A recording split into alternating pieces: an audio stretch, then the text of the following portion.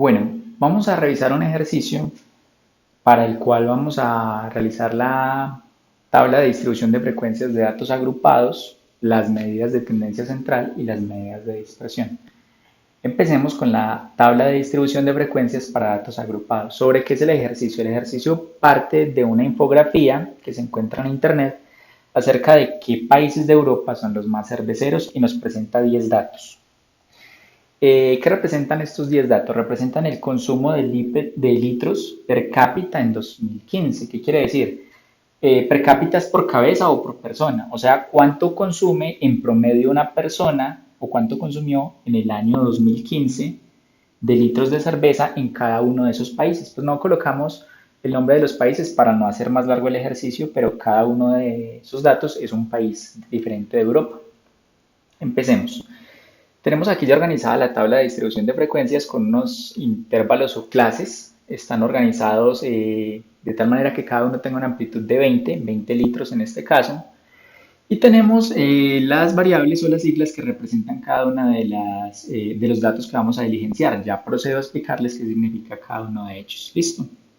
Entonces, ¿qué hacemos con estos intervalos? Por ejemplo, en este primero, que nos representa los datos entre 40 y 60, yo debo contabilizar cuántos de esos datos caben en ese intervalo. ¿Qué significa cada una de estas cosas? Esta variable de acá, CK, se llama marca de clase. CK es marca de clase y viene siendo la mitad del intervalo. ¿Cómo se calcula? Para calcular el valor medio de ahí se suman los dos datos y se divide entre dos. Procedamos. 40 más 60, 100 y la mitad de 100, 50. De la misma manera diligenciamos el resto de la columna. 60 más 80, 140, mitad de 140, 70. 80 más 100, 180, mitad, 90. 100 más 120, 220, mitad, 110. 120 y 140, 260 mitad, 130. 140 y 160 son 300 mitad, 150. Hay algo importante que hay que tener en cuenta acá, es de resaltar. En esta distribución todos los intervalos tienen la misma amplitud de 20 y no hay huecos. ¿A qué me refiero con que no hay huecos? Por ejemplo, este intervalo va de 40 a 60 y el siguiente empieza en 60, de 60 a 80 y así. El valor final o el límite superior de cada uno de los intervalos corresponde al límite inferior del siguiente. Si eso se cumple, las marcas de clase van a estar separadas por una amplitud. Es decir, si acá la amplitud es 20, notemos que cada una de las marcas de clase también va de 20 en 20. 50 más 20, 70, más 20, 90, más 20, 110 y así sucesivamente. Si de pronto alguno de los intervalos tiene una amplitud diferente o hay huecos, es decir, no hay datos en alguno de los intervalos y por lo tanto se omite, pues ya no va a suceder lo que acabamos de decir ahí. Listo. ¿Qué es FK? Pero F minúscula. La FK viene siendo la frecuencia absoluta. Representa el número de datos que están en ese intervalo. Entonces empecemos. ¿Cuántos de estos datos están entre 40 y 60? Únicamente el 47. O sea que acá colocamos el 1. ¿Cuántos de estos datos están entre 60 y 80? Pero aquí quiero resaltar algo muy importante. Notemos que 3 de los datos son exactamente 80 y ese 80 aparece tanto como límite superior de este intervalo y como límite inferior de este. Pero están representados con diferentes signos de agrupación. Acá está con paréntesis y acá está con corchete. Obviamente yo no los puedo contabilizar en los dos intervalos porque sería duplicarlos. Entonces, ¿cuál es la convención? ¿Qué es lo que se hace? Se cuentan donde aparezcan con corchete. En este caso, donde aparezcan en el límite inferior. ¿Listo? Entonces, entre 60 y 80 solamente cuento el 78. Entre 80 y 100 tendría 1, 2, 3, 4, 5 datos. Entre 100 y 120 tendría el 105 y el 106, o sea, 2 datos. Entre 120 y 140 no hay datos, o sea que coloco un 0. Es importante anotar que si alguno de los intervalos no tiene datos, su frecuencia absoluta es cero, se puede quitar ese intervalo de la tabla, no representa ningún problema. Y acá simplemente seguiría de 100 a 120, seguiría el de 140 a 160. Eso no se hizo en este ejemplo, pero se puede hacer. Y entre 140 y 160 hay un dato que es este 143. Acá al final se hace el total, se suma toda la columna y eso representa el número total de datos. Entonces sería 1, 2, y 5, 7, y 2, 9, y 1, 10.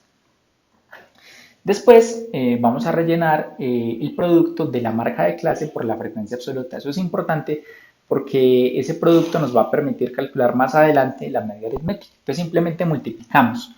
Ese producto no recibe un nombre especial, por eso no lo colocamos allí. 50 por 1, 50, 70 por 1, 70, 90 por 5, 450, 110 por 2, 220, 130 por 0 es 0 y 150 por 1, 150. Sumamos 0, 0, 0, 0, 0, 5 y 7, 12, 17, 19, 24. Llevamos 2. 4 y 2 son 6, 8 y 1, 9.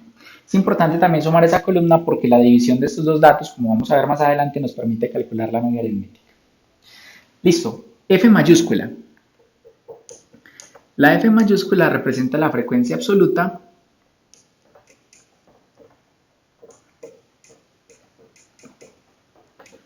acumulada. ¿En qué consiste? Bueno, esos valores de acá, la frecuencia absoluta, nos dicen cuántos datos hay en cada intervalo. Pero la frecuencia absoluta es la suma de ellos. Por ejemplo, este primer valor me dice cuántos datos hay entre 40 y 60. Sabemos que hay uno. Pero este valor que voy a colocar acá, lo que me dice es cuántos datos hay acumulados desde 40 hasta 80. Sería la suma de estos dos. Tendríamos dos datos. Acá me dice cuántos datos hay desde 40 hasta 100. O sea que sería 1 más 1, 2 más 5, 7. Acá, ¿cuántos datos hay de 40 hasta 120? Entonces en este caso sería 1, 2, 7 y 2 son 9. Acá, ¿cuántos datos hay de 40 a 140? En este intervalo no hay datos, pero desde 40 hasta 140 hay estos mismos 9 datos. Y acá, ¿cuántos datos hay de 40 a 160? Serían 1, 2, 7, 9 y 1, 10. Siempre este último valor debe coincidir con el número total de datos. Y finalmente, la última columna, HK, H minúscula, es la frecuencia relativa. Relativa es porque nos dice qué proporción tiene cada uno de los intervalos con el total. Para eso lo que hacemos es la división de cada uno de estos datos entre el total. Entonces, por ejemplo, acá haríamos la división de 1 entre 10. Eso nos da 0,10. Vamos a trabajar esa columna con dos decimales. 1 dividido 10, 0,10. 5 dividido 10, 0,5 o 0,50. 2 dividido 10, 0,20. 0 dividido 10 da 0, 0. Y 1 dividido 10 da 0,10. Al final sumamos y esto nos va a dar 0, 1, 2, 7, 9 y 1, 10. Coloco el 0, coloco la coma y nos da 1. Lo ideal es que dé 1. A veces, por efectos del redondeo, da 0,99, 0,98 o hasta 1,02, pero es lo normal. Ahí damos por terminada la tabla de distribución de frecuencias. En algunos casos se agregan, por ejemplo, datos como frecuencia relativa acumulada, que sería la suma de estos, o se le puede agregar una columna donde se calcule el ángulo para realizar de, una gráfica de pastel, una gráfica circular. Pero vamos a dejar el tema de gráficos para un video posterior.